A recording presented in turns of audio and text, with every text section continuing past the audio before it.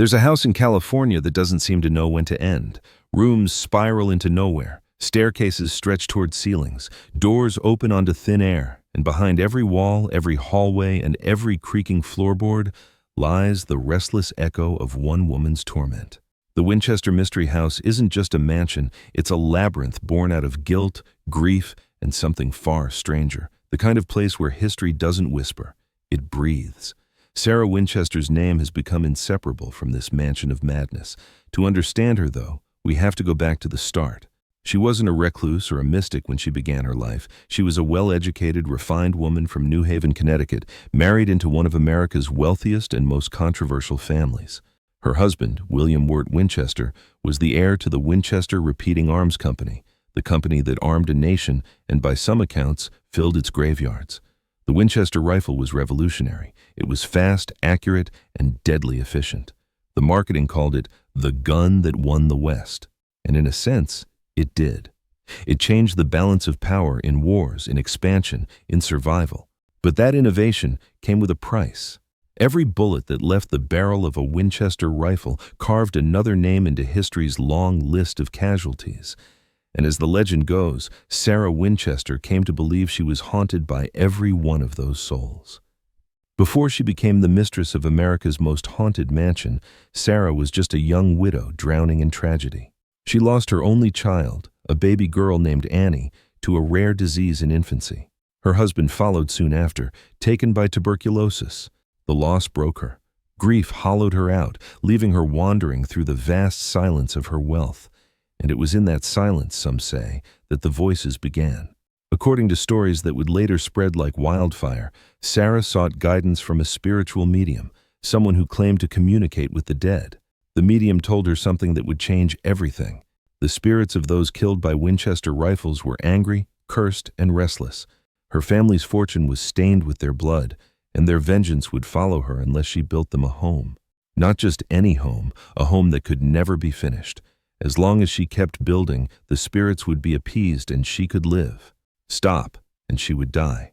Whether Sarah truly believed this, or whether it was a story born later to explain her strange obsession, no one can say for sure. But what followed defies reason. In 1886, she left New Haven and traveled west, buying a modest 8-room farmhouse in San Jose, California.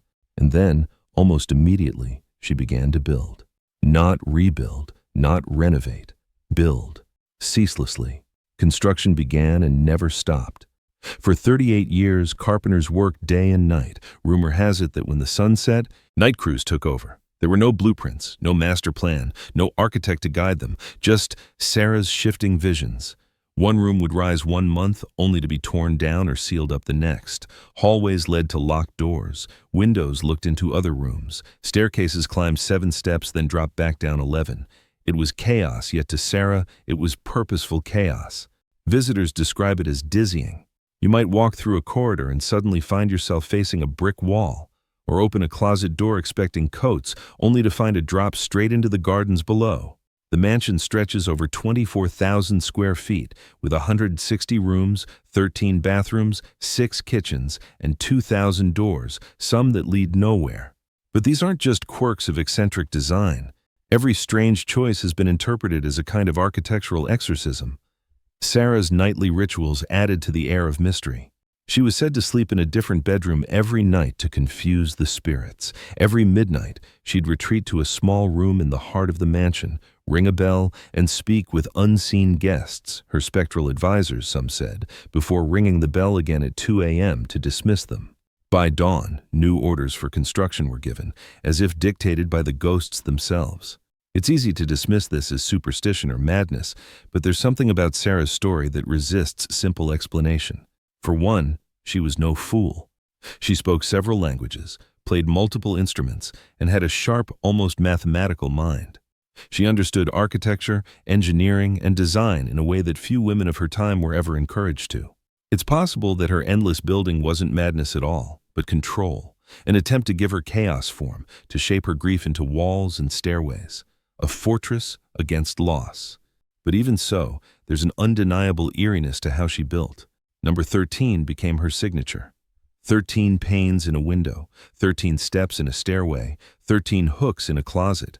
Even the chandeliers were altered to include 13 candles. The number was thought to ward off spirits, but in her house it became almost an obsession, a way to structure the irrational. Workers told strange stories too. They'd say tools would vanish overnight, only to reappear in odd places. Hammers would strike by themselves in empty rooms. Some swore they saw a veiled figure gliding through the halls in the early hours, checking every corner before dawn. Others said the air inside the house never felt quite still, as though someone unseen was always walking just a few steps behind you. It wasn't only the supernatural that made the mansion infamous. It was its defiance of logic. A chimney would stop short of the roof, a window would open into a hallway, floors tilted at impossible angles. And yet, hidden among the confusion, Sarah built touches of beauty and genius, stained glass windows etched with spiderweb patterns, handcrafted, staircases of rare woods, Tiffany glass designed to catch light that never reached it. It was a home of contradictions, exquisite and absurd, haunted yet alive. But perhaps the strangest thing about the Winchester house wasn't what Sarah built, it was what she refused to say. She never spoke publicly about her reasons. She left no journals, no letters explaining the purpose of her endless construction. Every piece of her story comes secondhand, from neighbors, workers, and newspaper men hungry for scandal. Some said she believed herself cursed. Others said she was simply eccentric, spending her fortune in isolation. But silence can be more powerful than confession. And in Sarah's silence, myths took root. In the late 1800s, spiritualism was sweeping across America. Seances, mediums, and ghost photography fascinated even the educated elite. The Civil War had left millions grieving and searching for ways to reach their lost loved ones. Sarah's mansion, with its seance rooms and secret passageways, fit perfectly into the fever of the age. She became a living legend, the woman who talks to ghosts. But was she haunted by spirits or by guilt? The Winchester rifle wasn't just a weapon, it was a symbol of progress and death intertwined. It armed settlers, soldiers, and hunters alike, but it also fueled wars and massacres. Perhaps Sarah wasn't building to appease the dead, but to escape the moral weight of what her family's fortune represented. Imagine living every day in a home literally designed around the idea that something was following you, that no matter how far you built, you could never truly outrun what's already done. When the great San Francisco earthquake struck in 1906, the mansion nearly collapsed. Entire sections crumbled, trapping Sarah inside one of her many rooms. Workers rescued her hours later, shaken but alive. After that, she sealed off the damaged sections, leaving them exactly as they had fallen, a tomb within a house. From then on, she focused her building inward, as though the earthquake had forced her to turn even deeper into herself. And as the years wore on, Sarah grew older, frailer. But the construction never stopped. Hammers still rang. Sawdust still drifted through the halls. Even as her health declined, she would shuffle through the corridors, whispering instructions to foremen and sketching strange designs on scraps of paper. By the time she died in 1922, the mansion had become something beyond her control, a physical map of her mind, equal parts brilliance and fear. The workers put down their tools, and for the first time in nearly 4 decades, silence filled the house. And in that silence, it said, something else began to stir. When Sarah Winchester passed away in her sleep at the age of 83, the mansion was left in a state of eerie incompleteness. Construction stopped immediately, almost as if the very walls exhaled. Nails were left half-driven into beams, saws frozen mid-cut, blueprints half-sketched and abandoned on workbenches. For the first time in 38 years, the clamor of hammers, footsteps, and whispered orders ceased. What remained was an enormous, bewildering structure that seemed to have grown by instinct rather than design. The executors of her will arrived soon after, faced with a task almost as confusing as the house itself. Sarah's fortune was vast, but much of it had already been poured into the mansion's endless growth. Her personal possessions were divided among distant relatives and employees, but the house, no one wanted it. It wasn't a home. It was a maze, a monument to solitude and obsession. The estate agents tasked with appraising it reportedly got lost several times trying to navigate its rooms.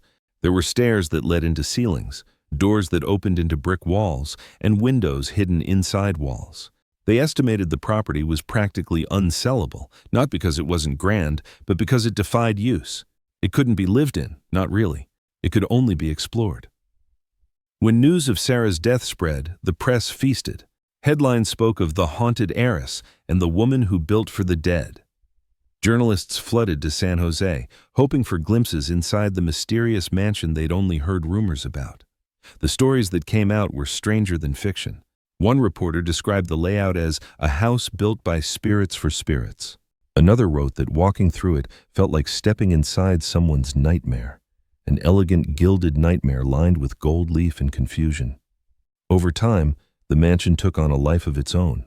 Locals swore that at night, lights flickered behind the windows, though no one lived there. Some said they saw the shadow of a small woman in black drifting through the garden, carrying a candle. Others heard the sound of hammering, slow, steady, like the work had never really stopped. The idea that Sarah's spirit still roamed the halls, continuing her construction in the afterlife, became irresistible. And soon, the house would open its doors, not as a home, but as a spectacle. Within a few years, entrepreneurs purchased the property and turned it into a public attraction. The Winchester Mystery House, they called it, and for a modest fee, visitors could tour the strange corridors where Sarah had once lived and built in silence. The public couldn't get enough. People came expecting ghosts, and they weren't disappointed, at least not in atmosphere. Guides led them through the winding staircases, narrating tales of curses and seances, pointing out the infamous door to nowhere that opened into open air and the stairs to the ceiling that ended abruptly without purpose. Every sound, every creak, every flicker of candlelight became part of the performance. But beneath the sensational stories lies a deeper question. Was Sarah really haunted, or was she misunderstood? Historians who've studied her life suggest that the popular narrative of a guilt-ridden widow might be more myth than fact. There's little real evidence she ever consulted a medium or believed she was cursed. What's certain is that she lived in an era when women of wealth were rarely left alone, both in life and in history. A reclusive woman controlling her own fortune and directing her own construction projects, without a husband, without advisors, would have seemed unnatural to many in her time.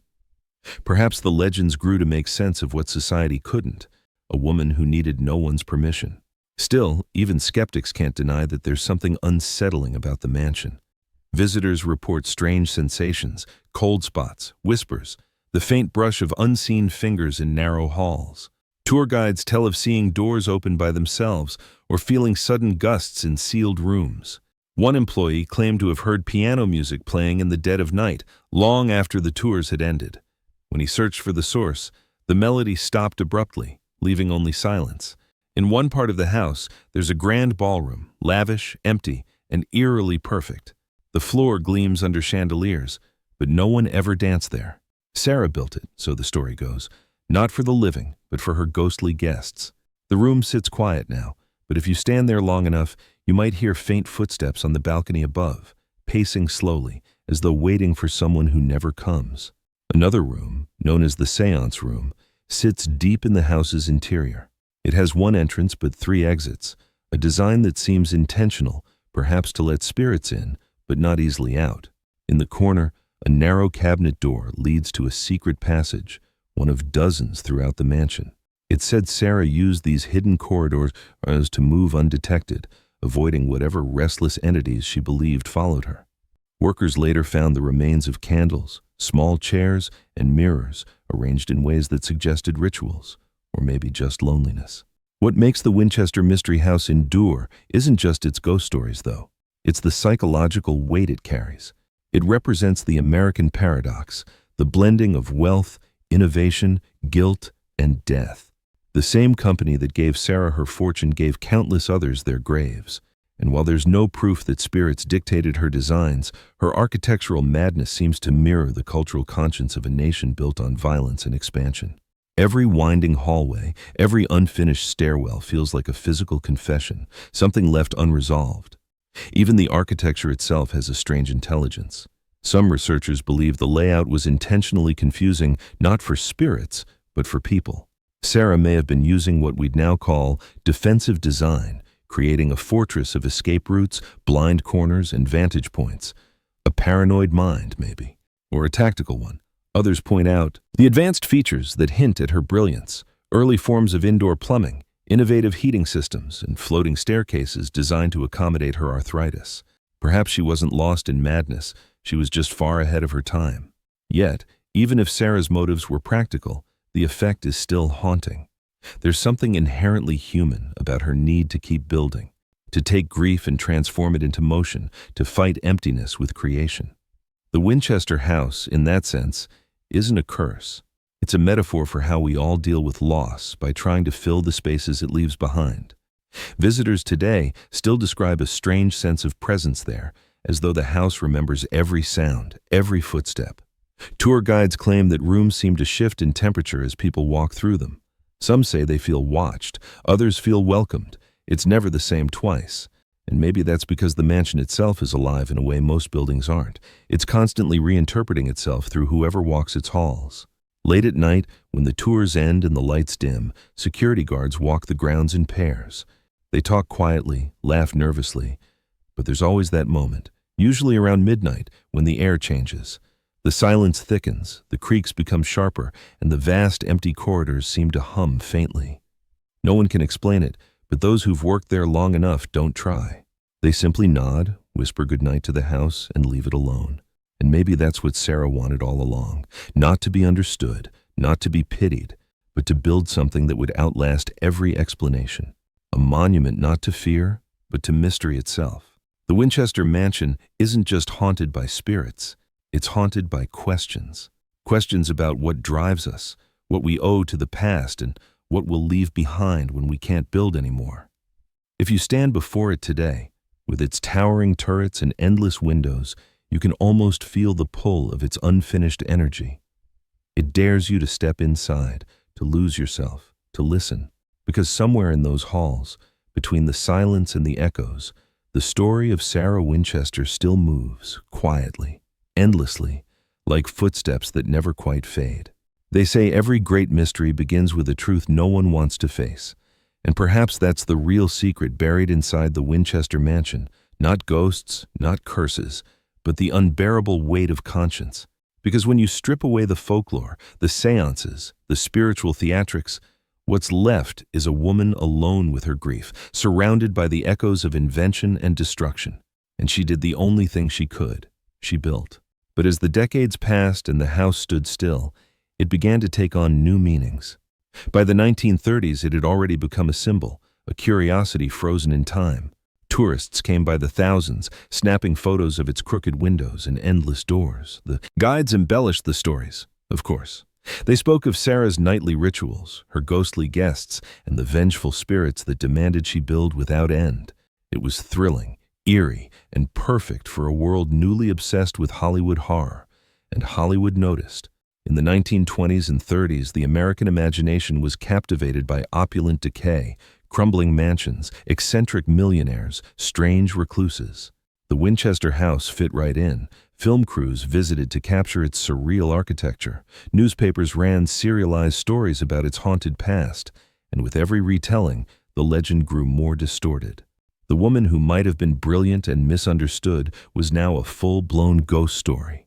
The public didn't want a tale of grief and resilience. They wanted something that could scare them. Still, the house never needed fiction to be unsettling. Every corner of it feels charged with tension. Step into one hallway and you'll see doors of different sizes lined side by side, some normal, some childlike, some that open into blank walls. Move to another floor, and the pattern of the wood grain changes direction halfway through, as if the carpenters themselves were unsure where they were heading. Even the sunlight inside seems uneasy, filtered through stained glass that scatters it into strange, incomplete shapes. Architectural historians have tried to map it, but the Winchester house resists that too. Every attempt to chart its layout ends up incomplete or inaccurate. Some rooms seem to defy the laws of geometry. A staircase rises 7 steps, then veers sideways into another that descends at a sharp angle, ending in a dead end. There's a door on the 2nd floor that opens into nothing but air. Step through, and you'd fall straight into the rose garden below. It's a place where logic fails, where even the act of walking becomes a negotiation between caution and curiosity. And yet the more you walk through it, the more you feel Sarah's presence, not as a ghost, but as an intelligence embedded in the walls. Every misaligned doorway, every crooked beam, every sudden dead end seems to whisper a strange kind of order within the chaos. Maybe she wasn't trying to confuse spirits at all. Maybe she was trying to trap her own grief, to keep it contained, moving through endless corridors where it could never find her again. There's something deeply human about that idea. How often do we build our own labyrinths, distractions, routines, obsessions to avoid the truths that haunt us? Sarah just had the wealth and willpower to make hers out of wood and glass, and so her house became a mirror of her mind, intricate, unpredictable, and impossible to escape. But stories have a way of drawing life to them. Over the decades, those who worked or lived around the mansion began to tell their own tales. Carpenters who helped restore parts of it in the 1940s claimed they'd hear footsteps pacing in locked rooms. Gardeners spoke of faint laughter echoing from the upper floors long after dark. And then there were the photographs, those strange blurred images that seemed to capture faint outlines of figures where no one had been standing. Skeptics call them tricks of the light. Believers call them proof. There's one story that's been told and retold by generations of guides. A worker repairing a section of the grand ballroom late one night looked up to see a woman in black standing silently in the corner. Her face was pale, her eyes hollow. She didn't move or speak, just watched as he hammered a loose board. When he turned to call out, she was gone. The next morning, the same board had been nailed perfectly in place, though no one admitted to touching it. Maybe these are just stories, shaped by suggestion and shadow. But even the most skeptical visitors leave the mansion uneasy, because it's not just the ghost tales that unsettle you, it's the house itself. It feels alive in the way only human-made madness can feel. You walk those hallways and can almost sense Sarah's mind still at work, questioning, rearranging, searching for peace that never came. And then there are the symbols, tiny details carved into wood or etched into glass that hint at something more deliberate. In the stained glass of one room, there's a quote from Shakespeare's The Tempest. "Wide o'er the brim of waters full, the quivering moon." Another pane quotes Tennyson, "These same thoughts people this little world." Lines about ghosts, about reflection, about eternity. They weren't random decorations. Sarah chose them herself. Maybe she was leaving clues, a literary echo of her inner world.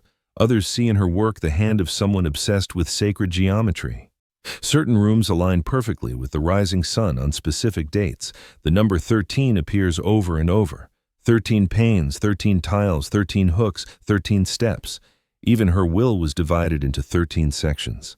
It's as though she was building not just for protection, but for meaning, a coded structure that connected the spiritual and the mathematical. Still, whatever Sarah's true intentions were, the mansion didn't die with her. It evolved.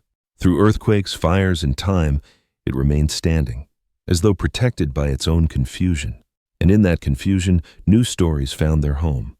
Paranormal investigators have flocked to it for decades, each trying to uncover evidence of the supernatural. Some claim to have recorded unexplained voices, whispers that murmur, "push," or "help." Others caught sudden temperature drops, cold breezes where there should be none. One group reported their equipment malfunctioning every time they entered the seance room. But the Winchester house doesn't need ghosts to be haunted. The architecture itself haunts you. The longer you stay inside, the more it disorients your sense of direction, of time. Some visitors say that after walking its halls for so long enough, they start to feel like they're being watched, not by something sinister, but by the house itself, as though it's aware of you, curious about what you'll notice and what you'll miss. And in a strange way, that's part of its power. The mansion doesn't give answers, it reflects questions. It asks what we believe about guilt, about death, about what lingers when we can't let go. Was Sarah truly haunted by the dead, or by her own imagination? Did she build a refuge, or a prison, or maybe both? Standing in front of it today, it's easy to see why it continues to fascinate. Its spires rise against the California sky like the remnants of a dream that refused to end. And even though a century has passed, you can still sense that same restless energy in its design.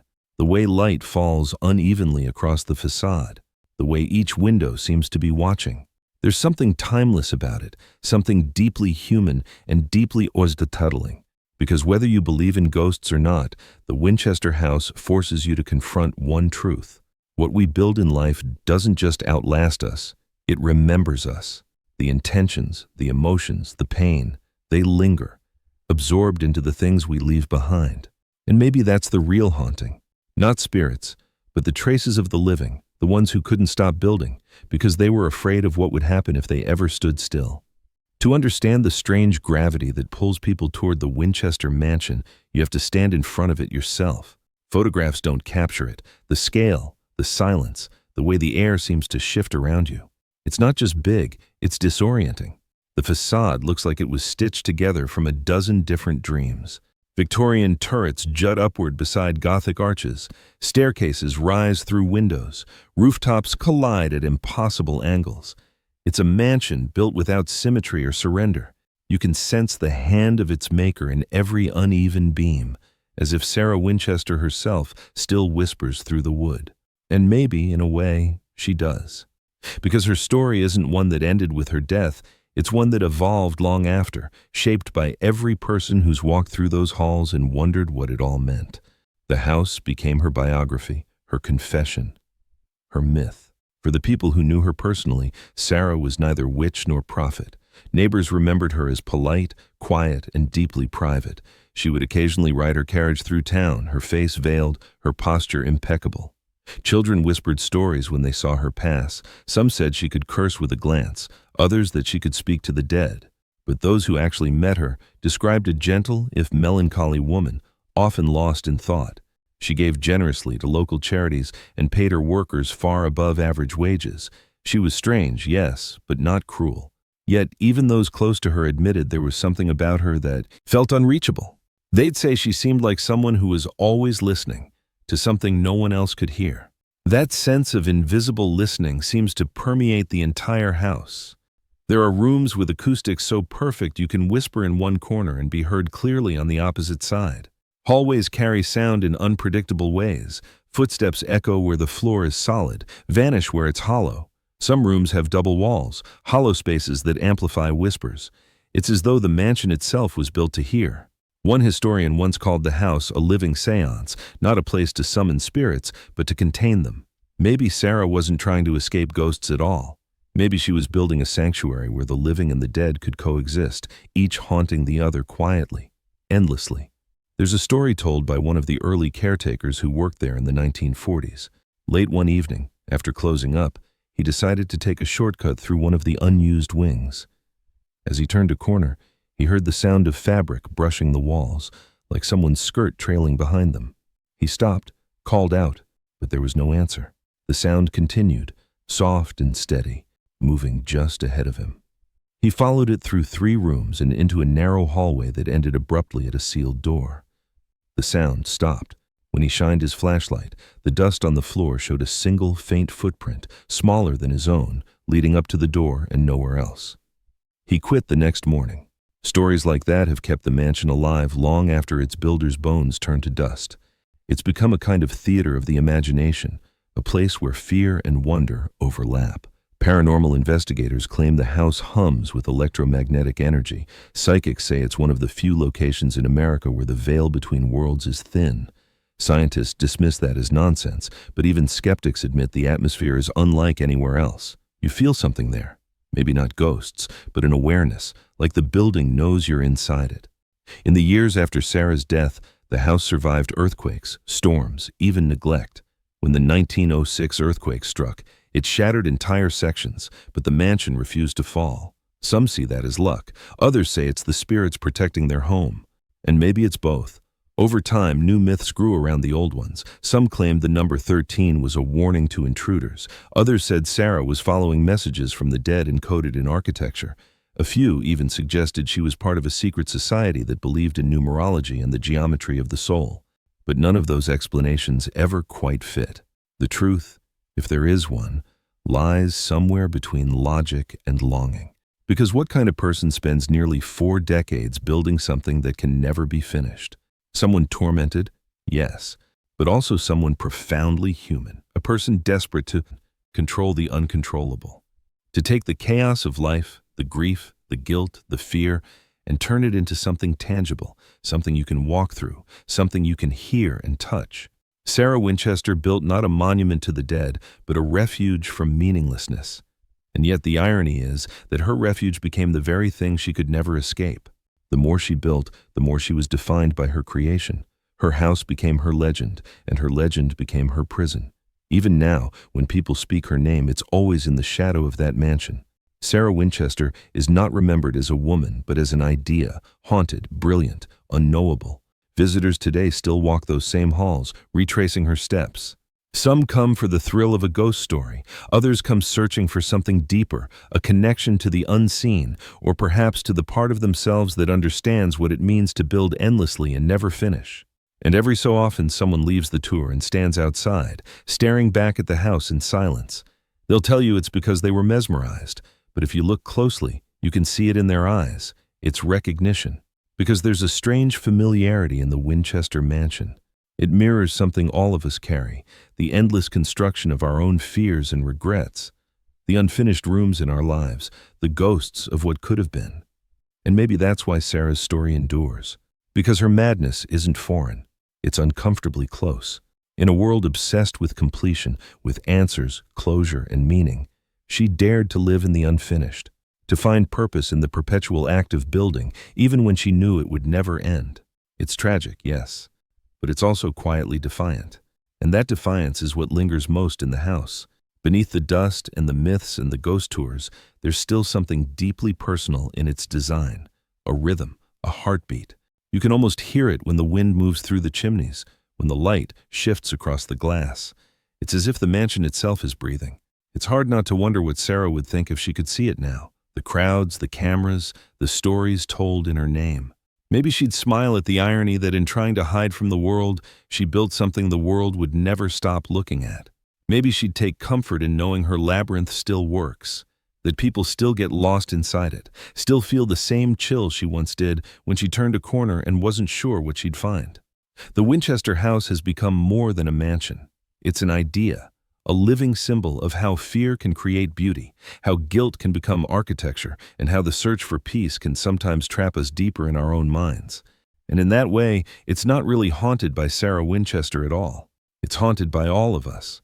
Over the years, people have tried to explain the Winchester mansion with every kind of logic they can muster. Architects call it a marvel of improvisation. Psychologists call it a manifestation of trauma. Spiritualists call it a portal between worlds. But none of those explanations truly capture what it feels like to stand inside that house, to feel its weight pressing around you, the air so still that even your own breath sounds foreign. You realize very quickly that logic has no power here. The walls seem to bend it. The house exists in a space between reason and something older, stranger. There's a story one of the later caretakers used to tell.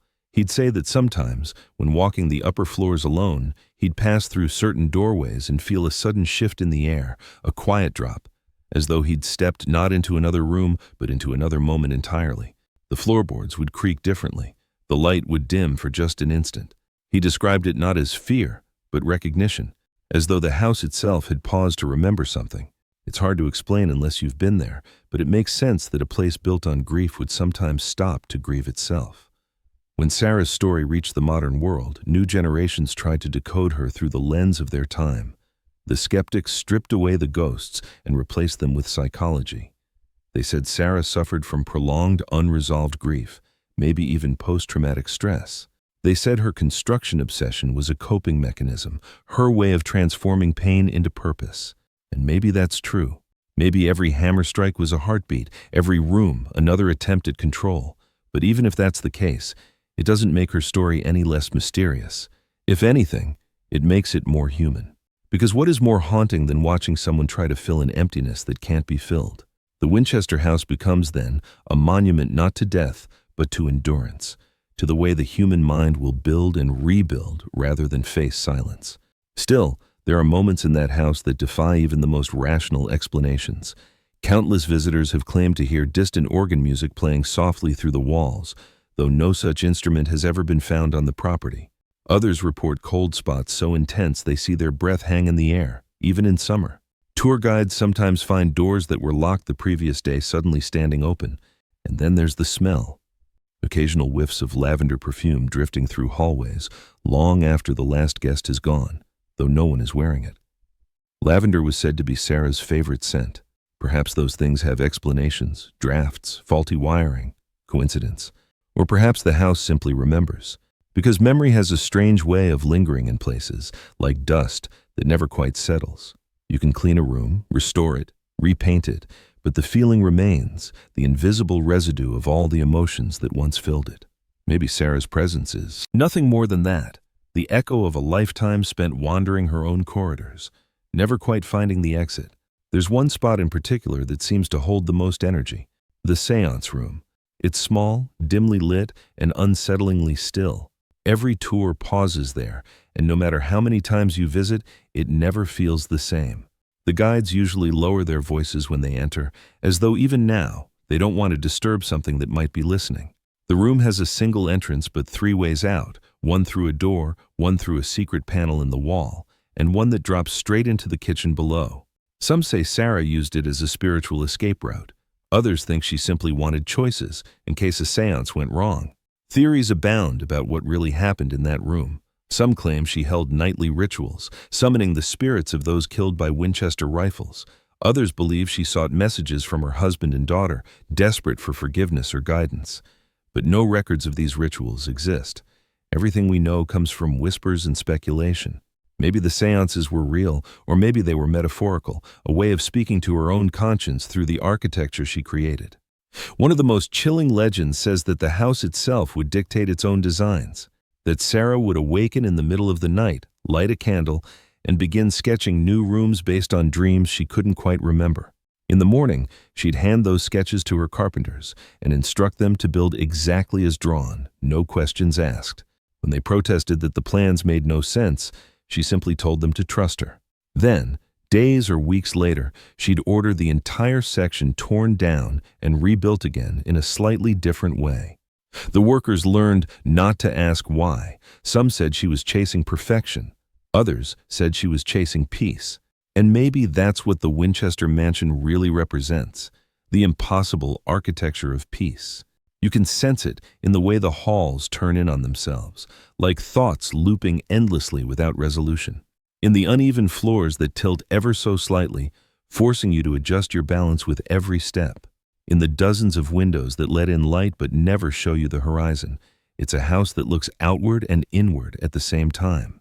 But the house didn't just become a relic of Sarah's grief, it became a mirror for everyone who's ever entered it. People project their own fears into its walls. For some, it's about guilt, the price of violence and innovation. For others, it's about loneliness. For others still, it's about the way grief can disguise itself as purpose. The truth is, no one can walk through that house and feel nothing. It demands a reaction. And maybe that's why the Winchester mansion has survived so long while other grand estates have faded into ruin. Because it's not just a building, it's a question. It doesn't tell you what to believe. It asks you what you're afraid to confront. As the years went on, researchers began to notice patterns in the design.